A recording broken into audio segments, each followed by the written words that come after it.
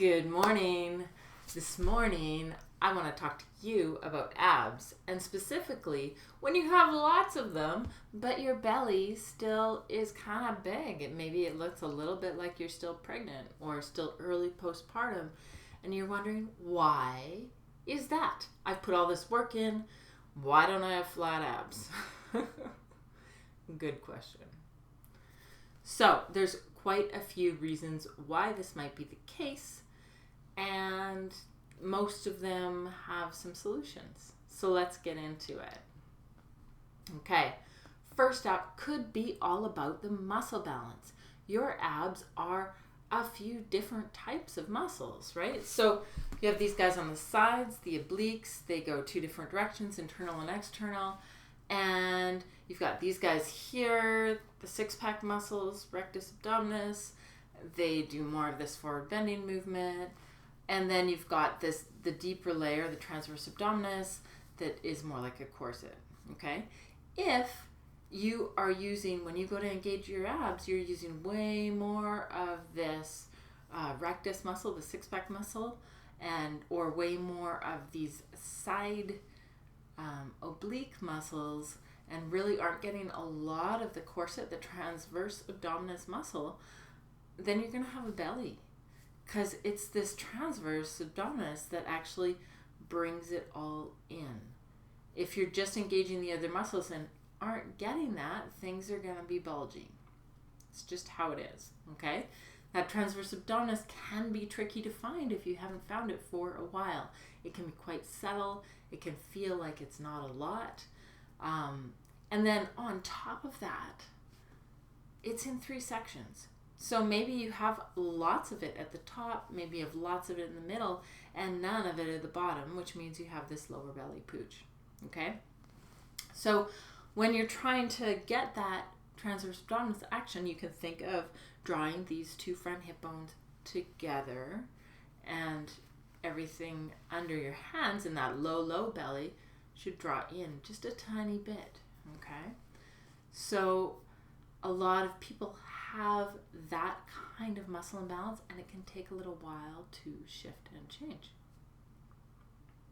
So you need to work on the transverse abdominis activation, and you also probably need to work on sort of down tuning or like chilling out those ones that are a little more overactive, right? So you might have a lot of tightness in your sides. So maybe you need to do some stretching and strengthening. I like to say,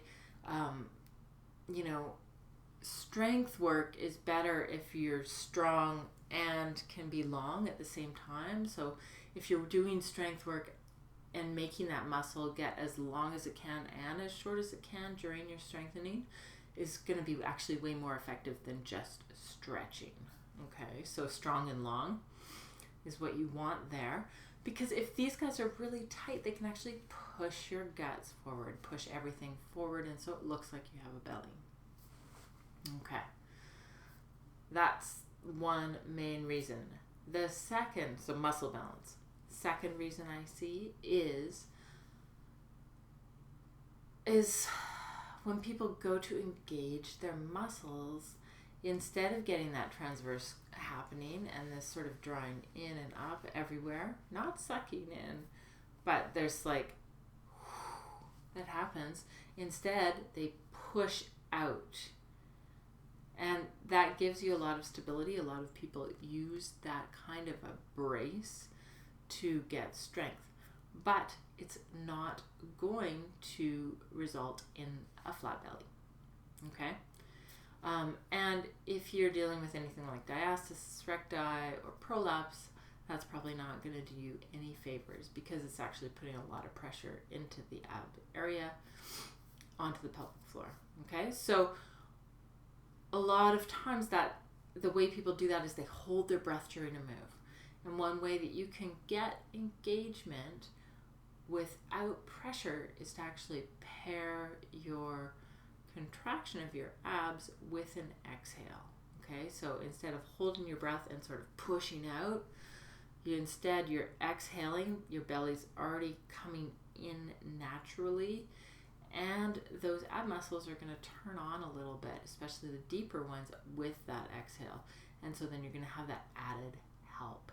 And you're going to start working on getting that in instead of out when you're engaging.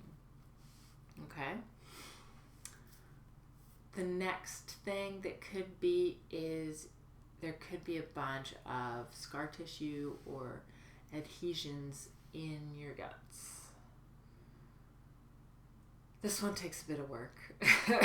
All of them take some work. But check it out. And if you do feel like this would be worth getting this checked to make sure there's nothing else going on that isn't just scar tissue adhesions, right? Just make sure that there's no other issues happening. But if you've had a history of really bad endometritis, or maybe a C-section scar that could be putting a whole bunch of scar tissue into your abdomen, then it's worth doing some work and exploring. You might want to just get in there and see if you can start to release some of that. Go get some help from someone who's well trained in this kind of manual therapy to release some scar tissue, and that could really help you up, get you some more movement and mobility in there. Another thing is digestive issues, especially as many women come into perimenopause, start getting close to that time. It's really common that things just aren't working as well as they used to, and that's totally possible to deal with. Try on the idea that maybe you're sensitive to different kinds of food. Try just dropping that for a little while and see if it makes a difference. I know last year I had a ton of bloating and pain constantly in my belly, and it turns out eggs are not my friend right now, and I used to eat a ton of eggs. So just play around and see. Maybe it's a digestive thing. Maybe if you're feeling bloated, that it isn't about your muscles, it's about what kind of food you're eating and if there's inflammation in your guts. Okay, so there's 4 reasons why you might be having issues with that. Let's review. Number 1, muscle balance of your abs. Okay, you might have tightness here. You might be overworking the mover muscles and not have enough of that deep corset stability muscle. Okay, that's huge. Number 2, you might be bracing by holding your breath and pushing out. That is not going to get you a flat belly in any way, shape, or form. Okay, so pair your exhale with your contraction and work on getting more of that corset feeling. It's maybe more subtle than you're used to feeling, but that is the ticket to having a more contained belly. Also, breathe and let your belly and your whole torso expand and contract, because that will help you get a better contraction. Third one is scar tissue adhesions from endometritis or C-section scars, or just not any movement. If you've had a lack of good breathing, everything could be kind of stuck together and need to not be able to shift where it needs to go. So working on releasing those, getting help to release those can make a huge difference. And the 4th one is inflammation, digestive issues can make a huge difference in the shape of your belly. How is your digestive system? How much inflammation do you carry in your gut? Right? Awesome. 4 things that might be the reason why, even though you're super strong in your abs, you still have a belly. Okay? I have lots of different ways that you can work with me. You can work with me one-on-one or join my course, Mothership.